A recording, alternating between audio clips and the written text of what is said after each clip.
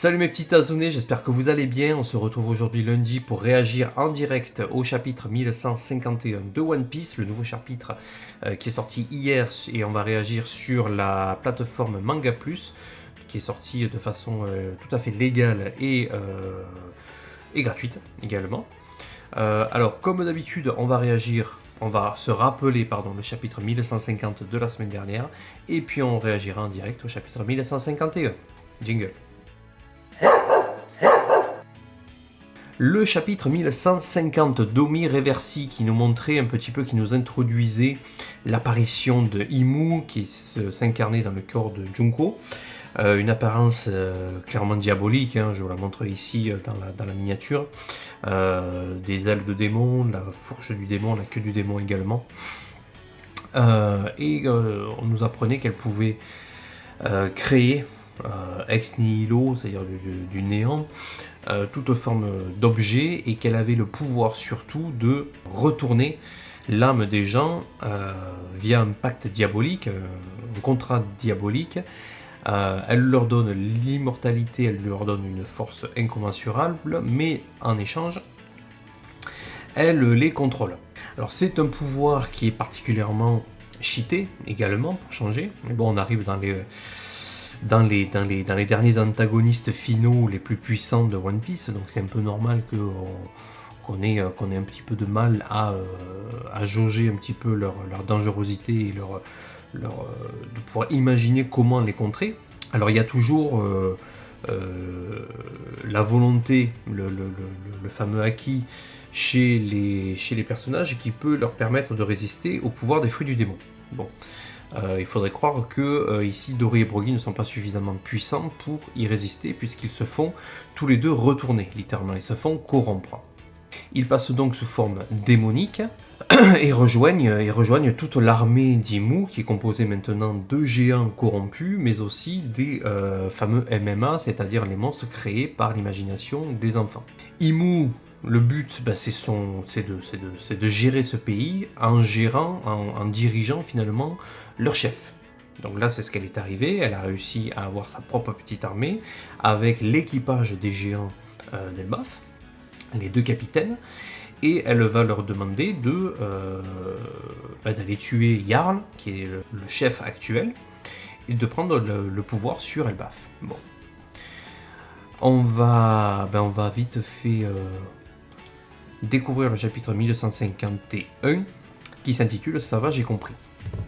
Alors, épisode de Yamato qui renverse un sumo, j'envoie voltiger le Yokozuna Sukune, grand frère d'Orashima, au tournoi de sumo de Akumai. Eh ben, j'ai envie de te dire, c'est une bonne nouvelle, ça, ma grande. Voilà, ça sert à rien. Attendez, capitaine, le seigneur Jarl est le guerrier le plus âgé au monde, c'est un héros légendaire. Donc là, on a Kashi, qui essaie de les retenir. On l'admire depuis toujours, tu as raison, mais à présent ce n'est plus qu'un vieux crouton. C'est pourquoi nous allons l'envoyer dans l'au-delà. Donc ils ont quand même leur conscience, ou alors c'est ce qu'on leur dicte. Et donc ils vont s'avancer vers le village de l'ouest. D'accord, donc on a les géants qui essaient de les retenir, de les ramener à la raison. Et devenir les rois d'Elbaf. Ce pays n'a plus besoin de dieux. Nous allons bâtir une ère nouvelle fondée sur la guerre et la loi du plus fort. Ce genre de discours ne vous ressemble pas, qu'est-ce qui vous arrive ? Recule Kashi, c'est en se faisant retourner qu'ils se sont métamorphosés. On dirait des démons maintenant, même leurs cœurs se sont obscurcis. Mais enfin, donc on voit qu'il y en a un qui avance derrière. Il y a une sorte de trapinette qui se forme sous les pieds du type. Ah, d'accord, c'est le jeu de Go. D'accord, je suis prise en tenaille. Oh, attendez, ne me retournez pas. Et bim. Je ne me suis jamais senti aussi bien. Torment, toi aussi, repli tactique. Ok, c'est un jeu de Go, d'accord. Donc on a l'armée des démons qui retourne petit à petit, un à un, les géants, lorsqu'ils se trouvent encerclés. C'est aussi simple que ça, ou il y a... Non, c'est impossible. Tiens bon, Coran, maman arrive pour te sauver. Donc là, on a Ripley qui va essayer de sauver Coran. On a les enfants, donc des démons, Ils sont en train de dormir, ils avancent. Les membres de l'équipage des géants sont devenus des démons. D'accord, donc ils entendent le mot démon, ils pensent à démon et des démons sortent du trou. Donc si tu leur parles de Nika, t'as Nika qui sort? Le Dark Nika? Voilà, donc là on a des démons qui sortent. Il y a un type qui sort dans sa corne de bruve. Réveillez-vous, vous êtes immortels. C'est qui? C'est Kiringam? Voilà, debout, prenez vie. Le cauchemar d'Elbaf ne connaîtra pas de fin. Oh! Ça commence à s'animer. Maintenant qu'il est parmi nous, on va pouvoir se lâcher. Mais c'est un homme poisson? Il y a des hommes poissons dragons célestes? C'est possible ça? Donnez-vous-en à cœur joie, cher MMA. Voici les monstres auxquels vous avez donné naissance, habitants d'Elbaf. Forme hybride version girafe. Ah non, c'est la forme hybride. Il y a les dents comme ça en pointu, c'est pour donner le chara-design animal, on va dire, de la personne. Ces mois où leur nombre a augmenté, la situation devient vraiment catastrophique. Maître Dory, Maître Broggy, que faites-vous à votre île natale? Réveillez-vous, nom d'un chien. Où est passée votre fierté? Ah, c'est le moment Usopp. Bon sang, impossible... Ah ben non. Ça a duré 2 secondes, voilà. Mais... C'était Usopp. Merci Usopp. Bon sang, impossible de secourir les enfants. Je comprends mieux pourquoi Zoro ne voulait pas les toucher. Ils sont entourés de ronces invisibles et escortés par des monstres. Sylvia, Ilvia, Bent, pas question de tomber dans les pommes. Nous, on promet de vous tirer d'affaire. Encore un peu de patience. Donc là, on a tous les MMA, tous les démons qui avancent vers le village de l'Ouest avec les enfants. Jusqu'où souhaitez-vous poursuivre votre grandeur? Notre couleur domine déjà largement le plateau. Si nous les laissons en proie à leur cauchemar, il se peut qu'ils courent à leur perte. Jusqu'à le briser. Briser quoi? Le moral d'Elbaf. À l'époque, si Harald n'avait pas commis d'erreur, ce pays serait depuis longtemps sous notre contrôle.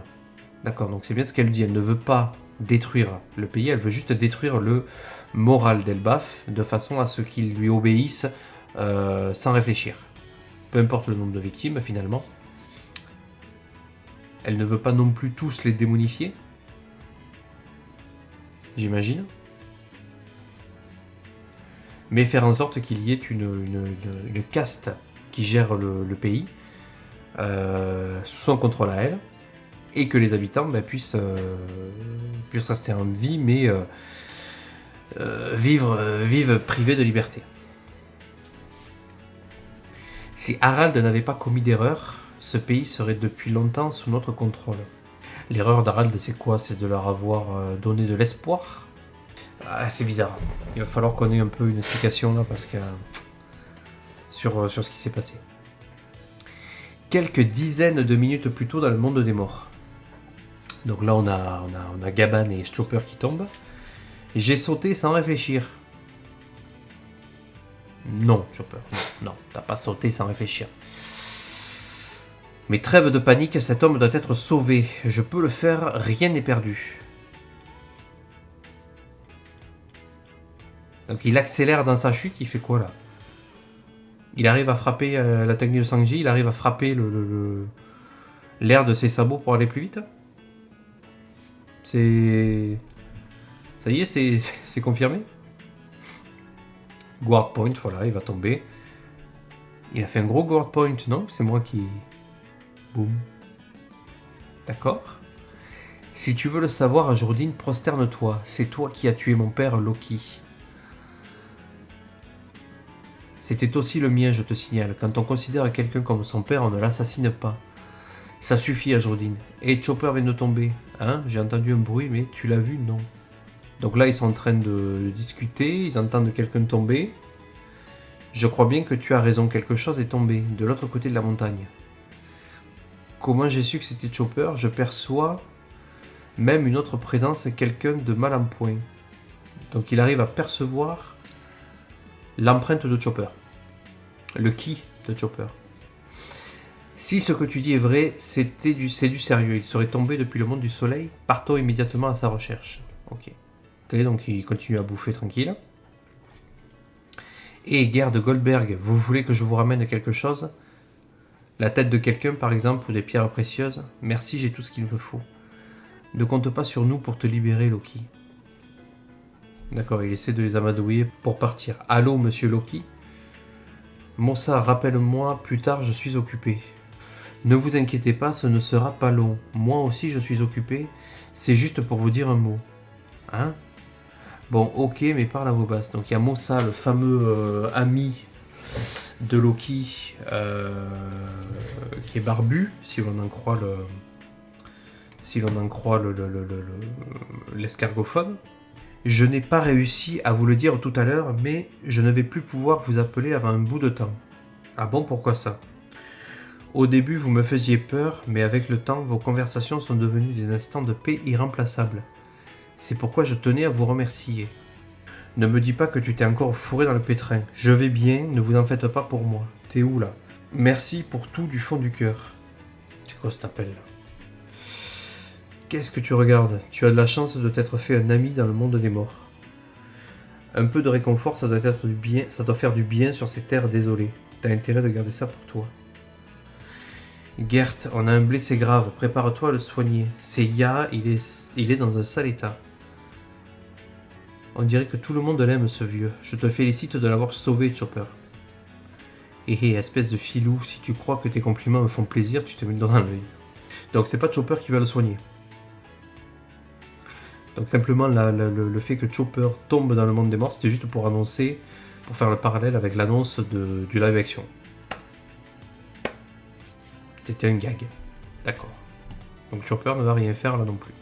Quoi? Ce vieux appartenait à l'équipage du roi des pirates? Mais alors, c'est un ami de Roger et Rayleigh. Lui et Rayleigh, le seigneur des ténèbres, étaient surnommés les ailes du roi des pirates. En termes de puissance, c'était probablement le numéro 3 de l'équipage. Alors c'était un grand pirate, c'est vrai que je l'ai trouvé fort. Du coup, il doit aussi connaître Shanks. Il a bougé, je crois qu'il essaie de nous dire quelque chose. Qu'y a-t-il? Le numéro 2.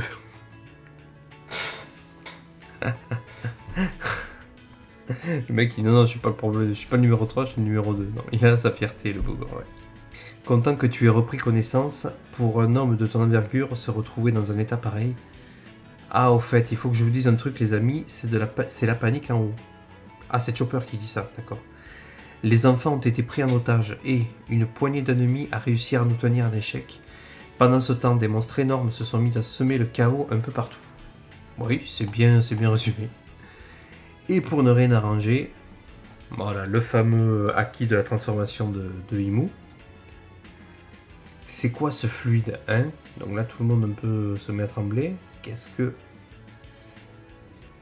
Grimpez tous dans l'ascenseur, on retourne illico dans le monde du soleil. Elbaf est en danger. C'est bon, Chopper, j'ai compris. Il appartient à qui ce fluide de dingue? Il se met à rire, vous allez avoir besoin de ma force. Eh ben voilà, ça y est. Ouais, bon, c'était un chapitre un peu de récapitulatif, et puis on revient un peu en arrière pour voir pendant ce temps dans le monde des morts. Bon, qu'est-ce qu'on a? On a la partie de Go, d'accord? C'est comme ça que les démons retournent les géants sains, on va dire. C'est en les encerclant. Alors il y a peut-être une histoire de morale qui fait que lorsque tu n'as plus le moral, que tu te retrouves encerclé, ben, tu te fais corrompre. De fait, la question qui se pose logiquement, c'est de savoir si on peut retourner un noir en blanc. Est-ce que c'est possible? Comment? Est-ce qu'on peut, en redonnant l'espoir, peut-être, tout simplement? Et redonner l'espoir, ben, ce sera avec Nika. Donc quoi, on va demander, on va parler de Nika aux enfants. Les enfants vont penser à Nika. Nika va apparaître. Alors, non pas du Nightmare Hall, mais ça pourrait coïncider avec le moment où Loki et Nika remontent à la surface. On a tout ça. Bon, bah écoutez, il n'y a pas grand chose. Hein. On voit que Imu, elle a composé son armée. Alors, si tous les monstres disparaissent dès que les enfants ont espoir et n'ont plus peur, ça peut déjà redonner de l'espoir ensuite aux démons, aux géants, qui se sont fait corrompre. Il pourrait revenir blanc, également. Est-ce que Emu va gagner? Je ne pense pas. Enfin si, je pense qu'elle va partir plutôt avec un avantage. C'est-à-dire parce que, clairement, on a l'un des personnages, un des antagonistes principaux, qui apparaît maintenant. Bon, c'est la première rencontre. Il faut que le héros perde pour mesurer un petit peu l'écart qu'il y a entre lui et elle. Pour que plus tard, lors de leur deuxième rencontre, eh bien, ils prennent l'ascendant et que l'on puisse mesurer les progrès qui ont été faits et que l'on puisse mesurer également la dangerosité du personnage. On a cette histoire de Mosa. Je sais pas si c'est quelqu'un qui traîne dans le monde des morts. C'est peut-être son père, hein. C'est peut-être son père ou quelqu'un. Je sais pas. Je sais pas qui ça peut être. Parce que même dans quelques chapitres auparavant, lorsque Mosa était nommé pour la première fois, ben on n'avait aucune indication, quoi. C'est quelqu'un qui semble respecter Loki. Ne vous inquiétez pas, ça ne sera pas long, je suis occupé. C'est juste pour vous dire un mot. Harald... Ah, quoique ça pourrait être intéressant si Harald était encore en vie. Parce que si... Oh, mais là, bon, je pars d'une hypothèse vraiment tirée par les cheveux, clairement. Hein. Mais bon, un vieux souverain qu'on a fait passer pour mort et qui en fait était vivant, on a eu Sukiyaki Kozuki, il n'y a pas si longtemps, qui est revenu sous les traits du Tengu, là, du forgeron, qui n'était pas mort en fait. Le père d'Oden n'était pas mort, alors qu'on nous l'a fait passer pour mort. Donc peut-être bis repetita. Bon, on verra, c'est pas vraiment important pour le moment. Rien de plus, sinon que voilà, ben maintenant on a l'information qui a fuité dans le monde des morts, comme quoi là-haut c'est la pagaille, donc il va y avoir un chapitre où il va se passer quelque chose de très tendax en haut, et au moment du climax de fin, ben on a les 3 qui vont débarquer. C'est parfait, on a le nouvel équipage des pirates qui va devoir mettre fin à l'avancée de l'équipage des géants actuels. Une sorte de prise de relais. Est-ce que Dory et Broggy vont se faire tuer ou est-ce qu'ils vont se faire retourner?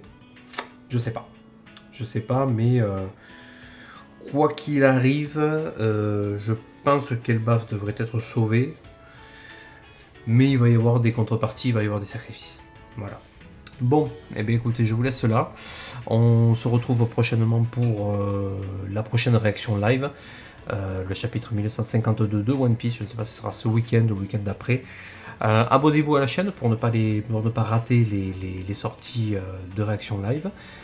Dites-moi si vous pensez que Emu va brûler Elbaf de A à Z, ou bien si elle va partir la queue entre les jambes.